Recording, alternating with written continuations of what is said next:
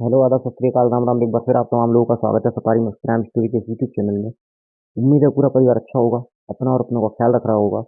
तो चलिए अपनी आज की एक और सच्ची कहानी पर चलते हैं।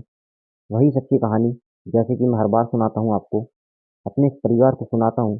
पर उससे पहले अगर मेरे इस यूट्यूब चैनल को अभी तक सब्सक्राइब नहीं किया है तो प्लीज़ मेरे इस यूट्यूब चैनल को ज़रूर ज़रूर सब्सक्राइब कर दें। तो चलिए अपनी आज की सच्ची कहानी पर चलते हैं। उम्मीद है आज की कहानी मेरे इस परिवार को ज़रूर पसंद आएगी। आज की कहानी बदले की कुछ ऐसी कहानी है जिसमें बदला लेने वाला पूरे 30 साल तक बदला लेने के लिए इंतजार करता है। यह बदले की एक ऐसी कहानी है जिसमें घर की एक दादी हर रोज पोतों को यह याद दिलाती है कि उन्हें अपने बाप की मौत का बदला लेना है। ये कहानी एक ऐसी कहानी है जिस पर शायद बाद में कोई फिल्म भी बन जाए, क्योंकि इस कहानी में इतने उतार चढ़ाव वाली चीजें हैं। ये तो आपको कहानी सुनने के बाद ही पता चलेगा। कहानी पुलिस प्रशासन की नाकामी की भी कहानी है, और इस कहानी की जड़ में जो कहानी है वो वही सबसे पहले सबसे बड़ी कहानी, हिंदुस्तान का सबसे बड़ा सेक्स स्कैंडल अजमेर शरीफ, और आज की कहानी वहीं की है, उसी से जुड़ती है। ये कहानी एक जर्नलिस्ट के, एक पत्रकार के कत्ल की भी है। 7 जनवरी 2023, अभी पिछले साल की बात है। अजमेर के पास एक जगह है पुष्कर, खूबसूरत जगह है। वही पुष्कर में एक रिसॉर्ट है। रिसॉर्ट के पास दोपहर का वक्त था, करीब पौने 2 बजे का वक्त था। एक गाड़ी आकर रुकती है, उसमें से 2 लोग उतरते हैं, जिनमें से एक एक्स पूर्व पार्षद जिनका नाम था सवाई सिंह, और उनके साथ उनका एक दोस्त। सवाई सिंह के बेटे की शादी अभी 15 जनवरी को होनी थी, और वो अपने बेटे की शादी के जगह जगह कार्ड बांट रहे थे।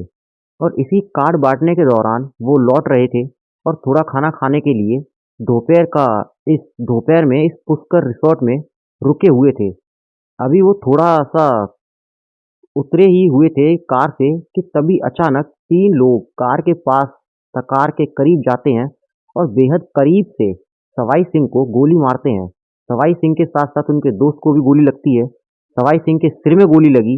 गोली मारने के बाद उनमें से 2 हमलावर मोटरसाइकिल पर बैठकर भाग जाते हैं, लेकिन तीसरा हमलावर वहीं खड़ा रहता है।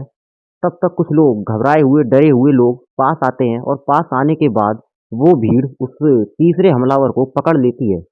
पर उससे पहले वो तीसरा हमलावर एक लाइन बोलता है और उसके बाद वो जाने लगता है, पर उससे पहले ही भीड़ उसे पकड़ लेती है। तो हमलावर मौके से भाग गए। जो 2 थे, 3 थे, जिसमें से 2 भाग गए, पर तीसरा अभी भी वहीं पर है।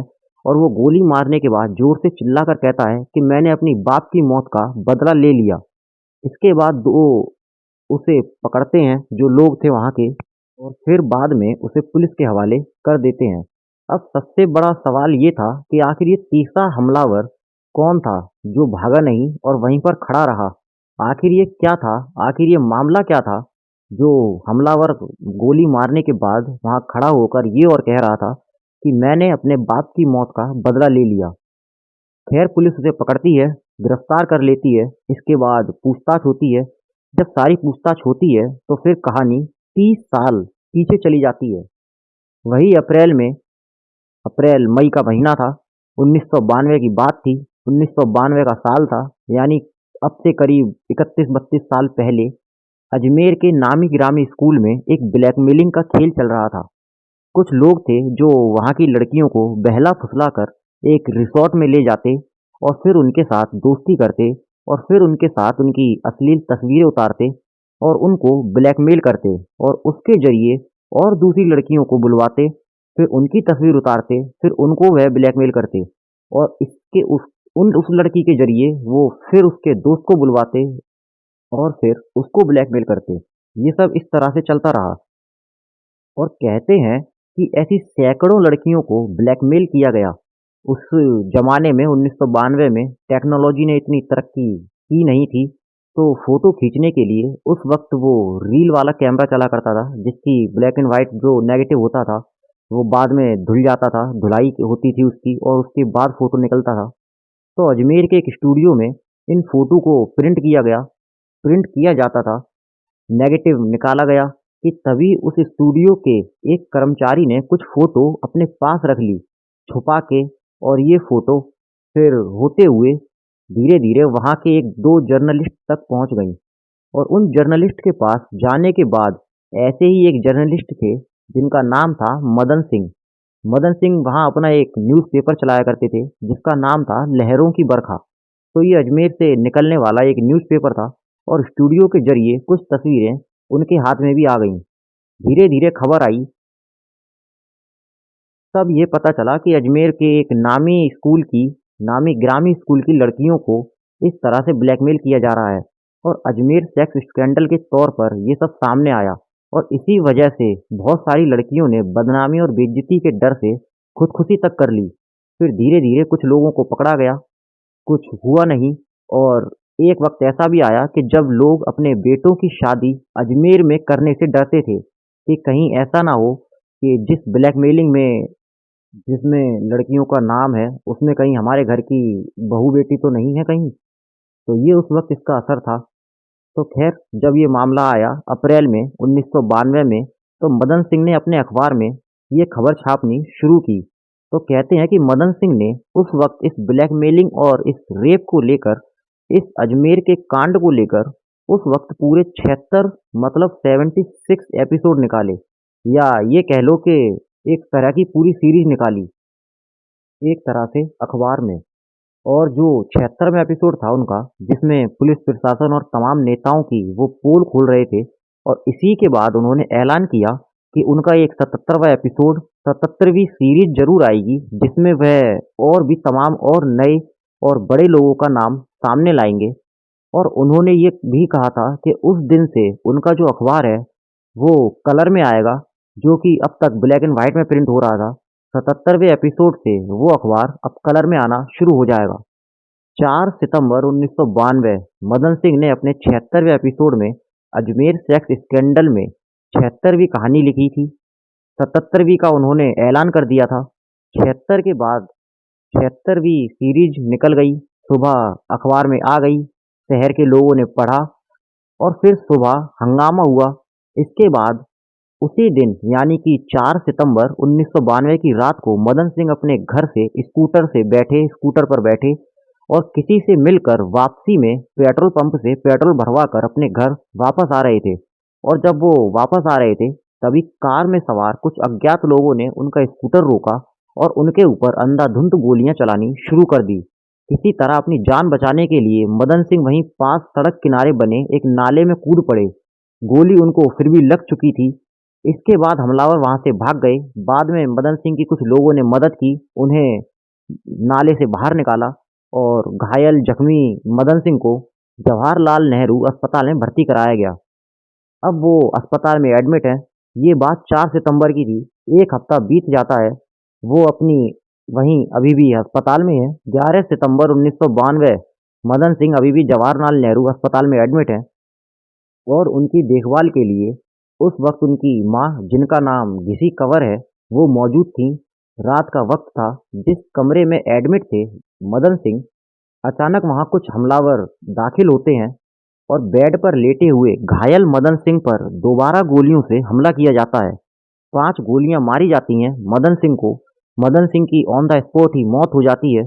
हमलावर भाग जाते हैं। माँ कोने में थी। माँ ये सब अपनी आंखों से देख रही थी और वो अकेली इस केस की एक आई विटनेस थी। मदन सिंह के ऊपर एक हफ्ते के अंदर दूसरी बार जानलेवा हमला हुआ, पर फिर भी डॉक्टरों ने दूसरी बार भी पूरी कोशिश करी, लेकिन अगले 3 दिन के बाद डॉक्टरों की तमाम कोशिशों के बाद भी मदन सिंह की जान नहीं बचाई जा सकी और 14 सितंबर को मदन सिंह की मौत हो गई। इधर पुलिस ने हमले के बाद और मौत के बाद मामला दर्ज किया। माँ चूंकि चश्मदीद थी, तो उनका बयान लिया गया। माँ ने नाम लिए कुछ हमलावरों के। उनमें से एक थे उस वक्त के विधायक, जिनका नाम था डॉक्टर राजकुमार जयपाल। एक थे एक एक्स पार्षद सवाई सिंह और एक नरेंद्र सिंह। और इसके अलावा और भी कुछ और नाम थे। एक माँ जो अपने बेटे के कत्ल की खुद एक चश्मदीद थी, उन्होंने बयान दिया और उनके बयान पर इन सभी लोगों को पुलिस ने पकड़ा। लेकिन केस की जो कहते हैं ना कि छानबीन, एक तरह से तफ्तीश, जिस तरह से होनी चाहिए थी वैसे हुई नहीं। इधर मदन सिंह के बारे में ये सब जानते थे कि ये अजमेर सेक्स स्कैंडल से जुड़ी हुई सच्चाई के बारे में सबको उजागर कर रहे थे। तो इन सबको ज़्यादा पुलिस ने ज़्यादा दिलचस्पी दिखाई नहीं इन सब चीज़ों में, क्योंकि ये सभी बड़े लोग थे। और फिर इनका नतीजा ये हुआ कि एक-एक करके सभी गुनहगारों को अदालत से रिहाई मिलती रही, जमानत मिल गई, सारे आरोपी आज़ाद। क्योंकि पुलिस ने जो केस था वो इतना पुख्ता बनाया नहीं, सब बड़े लोग थे, ऊँचे सफ़ेद कॉलर वाले थे, अच्छे खासे लोग थे, विधायक जैसे, और अच्छी खासी सबकी जान-पहचान थी। तो इस वजह से पुलिस ने मदन सिंह के इस केस में ज़्यादा दिलचस्पी दिखाई नहीं और ना ही कोई अच्छी खासी कोई बढ़िया छानबीन करी इस केस में। पुलिस का रवैया इसमें कुछ ज़्यादा अच्छा नहीं था इस केस को लेकर, और इसी वजह से इन सबको अदालत से रिहाई मिल गई, जमानत मिल गई। अब सारे आरोपी आज़ाद हैं। ये कत्ल हुआ है मदन सिंह का, तब उनके जो बेटे थे, तब उनके 2 बेटे थे। एक 8 साल का धर्म प्रताप और दूसरा 7 साल का सूर्य प्रताप। इन दोनों की दादी ने अपनी आँखों के सामने अपने बेटे का कत्ल होते हुए देखा था, और 7 और 8 साल की उम्र के 2 पोते थे। दादी ने सारे बयान अपने दर्ज कराए, पुलिस ने बयान दर्ज किए, मुकदमा दर्ज हुआ। लेकिन पुलिस ने ईमानदारी से ये सब जांच की नहीं, कार्रवाई की नहीं। धीरे-धीरे वक्त बीता और बाद में सभी जमानत पर बाहर आ गए। इधर दोनों जो पोते थे, पोतों को दादी अपने बेटे की मौत की कहानी रोज़ सुनाती रहती कि वो अस्पताल में थे, कैसे हमलावर आए, इससे पहले कैसे सड़क किनारे गोली मारी गई। ये सब करने के बाद भी वो हत्यारे, वो कातिल आज भी आज़ाद हैं और बाहर खुलेआम घूम रहे हैं बिना किसी के डर के। एक बड़ी खबर ये, एक अजमेर सेक्स स्कैंडल को उजागर करने का एक ये नतीजा था जो कि मदन सिंह को मिला था। ये मिला के तुम्हारे बाप की जान चली गई। ये बात दादी अपने पोतों को हर रोज सुनाती कि तुम्हें अपने बाप की मौत का बदला लेना चाहिए। अगर कानून, कोर्ट कचहरी, अदालत कुछ नहीं करता है, तो अगर वो इंसाफ नहीं करता है तो धीरे धीरे वक्त बीता। इस दौरान में मामला कोर्ट में गया और कोर्ट में भी सारे सबूत और गवाहों को पुलिस ठीक से पेश नहीं कर पाई। तो इसके बाद मदन सिंह का परिवार हाई कोर्ट गया और हाई कोर्ट में जाकर अपील की कि गुनहगार सब जमानत पर हैं और कार्रवाई की जाए। तब हाई कोर्ट ने दखल दिया और सेशन कोर्ट के जज को कहा कि आप इस पूरे मामले को रिक्रिएट करें, और कहा कि आप खुद जाइए अस्पताल में और मदन सिंह की माँ का बयान जो है वो कितना सच है, किस तरह से मदन सिंह को गोली मारी गई, कितनी गोलियां मारी गई, कैसे मारी गई, कैसे ये सब हुआ, इस सब को फिर से रिक्रिएट करके पता करिए। उस अस्पताल में खुद जाकर हाईकोर्ट के कहने पर बाकायदा टीम जाती है इस जवाहरलाल नेहरू अस्पताल में, और बाकायदा पूरे सीन को रिक्रिएट किया जाता है। जिस बेड पर मदन सिंह लेटे थे उस बेड पर एक डमी को लिटाया जाता है। किसी डमी को, जो डमी थी उसे मदन सिंह बनाया जाता है, और माँ जहाँ उन्होंने बयान में बताया था कि वो वहाँ खड़ी थी और हमलावर इस रास्ते से आए थे, किस तरह से उन्होंने गोलियां चलाई और गोली चलाने के बाद कहाँ से किस तरह से वो भाग गए हमलावर। और ये सब देखने के बाद, ये सब समझने के बाद, ये सब रिक्रिएट करने के बाद अदालत में एक रिपोर्ट गई, और उस रिपोर्ट में लिखा था कि जिस जगह से माँ बता रही है कि गोली चली है, उस जगह से गोली चलने की उम्मीद कम थी, और इस तरीके से आना और फिर हमलावरों का भागना ये सब मुमकिन नहीं था। तो इस तरीके से मदन सिंह की माँ के पूरे बयान को ही झूठा करार दे दिया गया। इस रिपोर्ट में बेनिफिट ऑफ डाउट मिला, और इसी बेनिफिट ऑफ डाउट के आधार पर 2004 में सेशन कोर्ट ने सभी आरोपियों को जो मदन सिंह के कत्ल में शामिल थे, जिनमें एमएलए और पूर्व पार्षद, उनके दोस्त, उन सभी को बरी कर दिया गया। यानी मदन सिंह का कत्ल किसने किया ये नहीं मालूम 2004 में। और जब कोर्ट का ये फैसला आया तब मदन सिंह के परिवार वालों ने इस फैसले को चैलेंज किया हाई कोर्ट में, सेशन कोर्ट के इस फास्ट ट्रैक फैसले को 2004 में। और आज 2024 में हम बैठे हैं, आज तक इस केस का फैसला हाई कोर्ट में जो है वहीं पे है, अभी तक आया नहीं है। इसका इंतजार है, फैसले का इंतजार हो रहा है कि फैसला पता नहीं कब आएगा। तो 20 साल तो हो गए हैं, कोर्ट ने बरी कर दिया, इधर वक्त बीत रहा है। मदन सिंह के दोनों बेटे धर्म प्रताप और सूर्य प्रताप अब बड़े हो रहे थे। जब ये 18 साल के हुए तो 18 की उम्र में इन्होंने कहा कि क्योंकि दादी इन्हें बार बार याद दिला रही थी बदला लेने के लिए पिता की मौत का, और इसी के बाद उन्होंने बदला लेने के लिए तरीका सोचना शुरू किया। 18 साल की जब उनकी उम्र हुई और उस हादसे को करीब 10 साल बीत गए, मतलब 1998 की बात थी और 2008 आ गया। 2008 में जो इस केस में एक एक्यूज्ड थे उनका नाम था शिव हरे, उस पर दोनों भाइयों ने घात लगाकर हमला किया। उसमें दोनों उसके हाथ पैर टूट गए और इस हमले के कुछ दिन बाद ही उसकी मौत भी हो गई। इसके बाद फिर इन दोनों भाइयों ने एक मौका देखा और अजमेर के कॉलेज के ही सामने एक रेस्टोरेंट के बाहर एक विधायक जो थे डॉक्टर राजकुमार जयपाल और सवाई सिंह जो एक्स काउंसलर, उन पर फायरिंग की और गोलियां चलाईं, लेकिन दोनों बच गए। हालांकि इसके बाद इन दोनों भाइयों को गिरफ्तार कर लिया गया। मदन सिंह के दोनों बेटों को यानी धर्म प्रताप सिंह और सूर्य प्रताप को इनको अदालत में पेश किया गया। क्योंकि वो दोनों बच गए थे इसलिए इन दोनों भाइयों को जमानत पर रिहा कर दिया गया। अब ये जमानत पर बाहर आए और बाहर आने के बाद अब फिर मौके की तलाश में लग गए।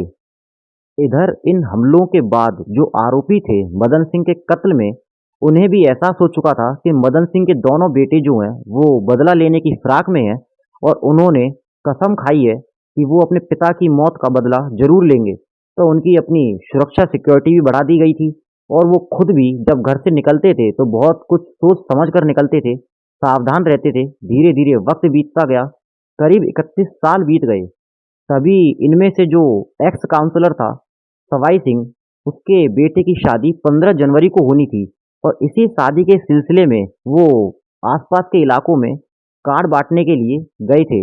नागौर भी गया और फिर इधर-उधर भी गया और ये शादी और शादी के कार्ड बांटने की खबर किसी तरह इन दोनों भाइयों को लग गई, धर्म प्रताप को और सूर्य प्रताप को।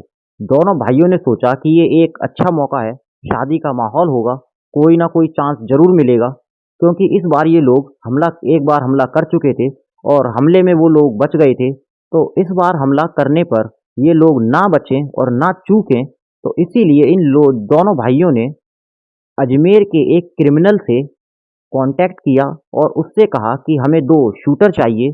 और इसके बाद उस अजमेर के क्रिमिनल ने इन दोनों भाइयों को भरतपुर के 2 शूटरों से मिलवाया। दोनों भाई उन शूटरों से मिले और उसके बाद वो उन्हें अजमेर लेकर आए और इन दोनों शूटरों से सवाई सिंह की पूरी रेकी भी करवाई कि वो कब कहाँ जाता है, क्या करता है, कब क्या कर रहा है, आगे क्या करेगा, पूरी रेकी करवाई। उन्हें सवाई सिंह की तस्वीर भी दी पहचान के लिए। कि तभी उन्हें पता चला कि सवाई सिंह कार्ड बांटने के लिए अजमेर से 7 जनवरी को बाहर निकल रहा है। उन्हें ये भी पता चला कि वो वापसी में जो पुष्कर में एक रिजॉर्ट है वो उसका जानने वाला है, पहचान वाला है, तो वो वहाँ पर दोपहर का खाना खाएगा। तो जब ये सारी चीज़ हो गई, सारी जानकारी मिल गई, तो शूटर और दोनों भाई वहाँ पहले ही पहुँचते हैं और पहले से इंतज़ार कर रहे होते हैं। इनमें से ये था कि एक भाई खुद गोली मारेगा। उसके बाद सवाई सिंह अपने एक साथी के साथ वहाँ आता है कार में। पर जैसे ही वो कार से उतरता है और जैसे ही उतरता है, शूटर भी मौजूद थे, तैयार थे। उन्होंने अंधाधुंध गोलियां चलानी शुरू कर दी। गोलियां चलाने के बाद इनमें से एक भाई ने गोली मारी। दोनों शूटरों का काम हो गया था, उन्हें लगा कि अब बचेगा नहीं और वो दोनों शूटर वहां से मोटरसाइकिल पर बैठकर निकल गए। लेकिन वो भाई, जो एक भाई था, वो वहीं खड़ा रहता है और गोली मारने के बाद चिल्लाता है, चीखता है और जोर जोर से कहता है कि मैंने अपनी बाप की मौत का बदला ले लिया। तेज आवाज में इस बात को चिल्लाकर कहता है और फिर थोड़ी देर बाद वो पकड़ा जाता है। पब्लिक, वहां के लोग डरे सहमे उसे पकड़ लेते हैं। इस कत्ल की खबर फौरन दूर दूर तक फैलती है। फिर पुलिस आती है, पूछताछ होती है और अंदाजा पहले से था कि 31 साल से 2 भाई अपने बाप की मौत का बदला लेने के लिए फिराक में हैं और इन दोनों भाइयों में से एक ने ये काम कर दिया। अब ये कहानी यहीं पर खत्म नहीं हुई। जैसे ही ये खबर फैली तो मदन सिंह के कत्ल के जो बाकी जिंदा आरोपी थे, उनमें से एक एक्स पार्षद, विधायक और बाकी के 2 आरोपी, उन तक जब ये खबर पहुंची, ये बात फैली, तो फौरन उनकी सुरक्षा कड़ी कर दी गई। पुलिस सुरक्षा बढ़ा दी गई क्योंकि उनकी जान को खतरा है। इधर परिवार का कहना था कि जिस तरह से एक खबर को, एक सच्ची खबर को सामने लाने की उनके बेटे को, मदन सिंह को सजा दी गई और पुलिस और कानून ने कुछ नहीं किया, वही बल्कि उल्टे आरोपियों का सपोर्ट किया, उनका साथ दिया, उनके खिलाफ केस तैयार नहीं किया ढंग से, एक मजबूत केस खड़ा नहीं किया, एक कमजोर केस था जिस वजह से सभी आरोपियों को बड़े आराम से जमानत मिल गई और सभी आरोपी खुलेआम बाहर घूम रहे थे। तो इसीलिए और कोई रास्ता बचा नहीं बदला लेने का। तो अब ये कहानी कहाँ खत्म होगी नहीं मालूम। 31 साल से ज़्यादा हो गए, क्योंकि अब रंजिश का जो पूरा एक खेल चल रहा है, तो कौन अब किस पर पलटवार करेगा ये अब नहीं मालूम। तो जो बाकी बचे आरोपी हैं, अब उनकी सुरक्षा कड़ी कर दी गई है और डर यही है कि कभी भी उन पर भी हमला हो सकता है। तो शायद ये कहानी अभी ख़त्म नहीं होगी और ये कहानी आगे तक जाएगी और आगे मालूम नहीं क्या होगा। लेकिन इस कहानी में आगे जो भी अपडेट होगा मैं आपको ज़रूर बताऊंगा। और जैसा मैंने कहा कि पूरी कहानी के इस जड़ में जो सेक्स स्कैंडल है, जो अजमेर सेक्स स्कैंडल है, उसकी पूरी सच्ची कहानी भी मैं आपको इसी चैनल पर सुनाऊंगा और ज़रूर सुनाऊंगा, ताकि आपको अजमेर सेक्स स्कैंडल की सच्ची कहानी पता चले, पूरी कहानी पता चले। तो ये थी आज की कहानी। उम्मीद है आज की सच्ची कहानी मेरे इस परिवार को ज़रूर पसंद आई होगी। तो कहानी को लाइक करना, कहानी को अपने दोस्तों के साथ शेयर करना और इसी तरह की सच्ची कहानी सुनने के लिए मेरे इस यूट्यूब चैनल को ज़रूर सब्सक्राइब करना, ताकि मैं इसी तरह की सच्ची कहानियाँ अपने इस परिवार के लिए लाता रहूँ। तो मिलते हैं अगली किसी सच्ची कहानी के साथ। तब तक के लिए अपना ख्याल रखना, अपनों का ख्याल रखना और हाँ, safari max crime story channel का ख्याल रखना। Please subscribe safari max crime story. Thank you so much.